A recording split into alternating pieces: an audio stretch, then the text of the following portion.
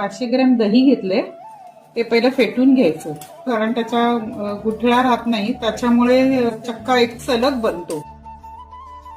एक स्वच्छ असं फडकं घालायचं पातेल्यावर आणि त्यामध्ये हे दही ओतायचं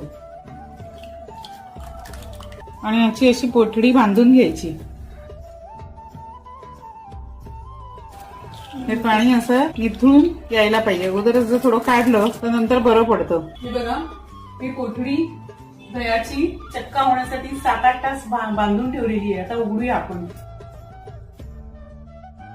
बघा कसा दह्याचा चक्का आलाय, फडक्यापासून वेगळा झालाय, असं गोळा होतोय, म्हणजे व्यवस्थित झालाय.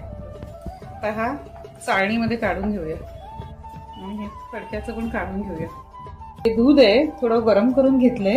त्याच्यामध्ये या 8 केशरच्या कांड्या आहेत त्या टाकायच्या. हे मिश्रण आता 1 तास तरी भिजत ठेवायचं, म्हणजे केशरचा रंग ह्याच्यामध्ये उतरेल. श्रीखंड बनवण्यासाठी आपण जेवढा हा चक्का काढलाय ना तेवढीच ही साखर घ्यायची. ही साखर मी अख्खी साखर दळून घेतलीये.